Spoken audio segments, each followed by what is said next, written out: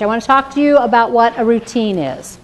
And we talked about her having a greeting routine, okay? We've talked about some routines.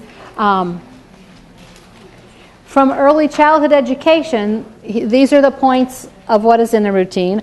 A beginning and an ending. It's outcome oriented. It's meaningful, predictable, sequential or systematic, it happens the same way every time, and it's repetitious. You saw that in the video with the little girl and the You Are My Sunshine song, okay? All that is part of what this is, and when this is important, we're going to add some things to that for some of the kids that we're talking about. Routines are important for any child, for any adult, for any person, okay? For predictability, okay? You guys got something in advance about this, okay? You knew that you were going to come in and register. You kind of knew there was a routine to that, and that helped you know what was going to go on all day. Provides security, decreases your stress, helps you anticipate, and gives you a sense of control over your life, okay? Because you know what's happening. So there are lots of things during the day that are routines that we don't even really think about. We all have a morning routine for getting ready for work, okay? We all have a routine for driving to the office, okay? And a lot of times you can do that without really thinking about it too much or having to work too hard. If there's an accident, you know, and you have to go, then the things that are routine kind of have to be set aside and you have to work a little bit harder. So as many things that you can work on to make into a routine so that the child knows what's happening, then you've got time to concentrate on new things and expanding your learning. So the steps in the routine, and this is really important, I mentioned very briefly, and we're going to talk about it more, but for the kids that we're talking about, you want to involve that child in the activity from the beginning to the end. Has anybody heard about the deaf-blind fairy? Okay, so if you're a child who has no vision and hearing, let's just pretend for a minute, okay? Close your eyes, okay? And it's lunchtime, and I'm going to bring you, all of a sudden, you feel your table. Oh, your lunch has appeared. Where did that lunch come from?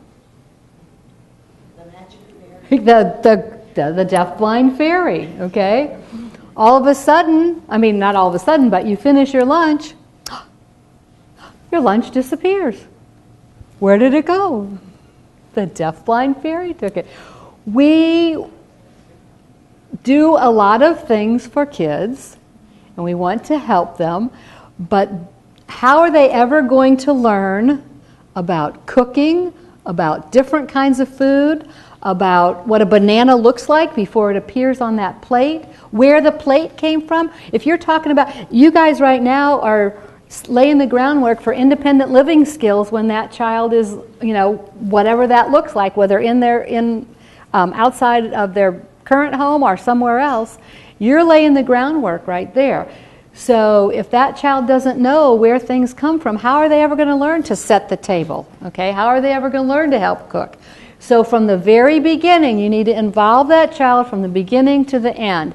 So the initiation in a routine is letting the child know something's going to happen, okay? And we're going to talk later about schedules and calendars, okay? So initiation is letting somebody know that something's going to happen.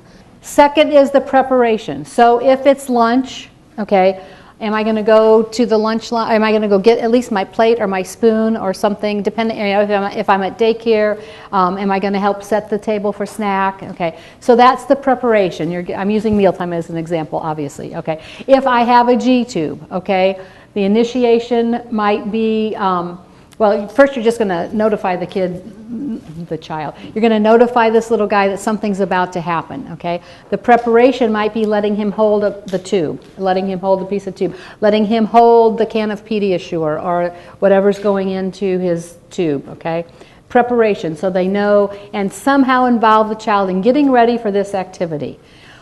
What we always concentrate on is the core. Okay, if you look at the 4 parts, we spend most of our effort on the core. But don't forget the preparation, the initiation, the preparation, and then the termination. We have to let these children know that something is finished, okay? It's finished. And so whether that involves putting something back away or just a touch cue or a sign to say it's finished, but they have to know that it's over.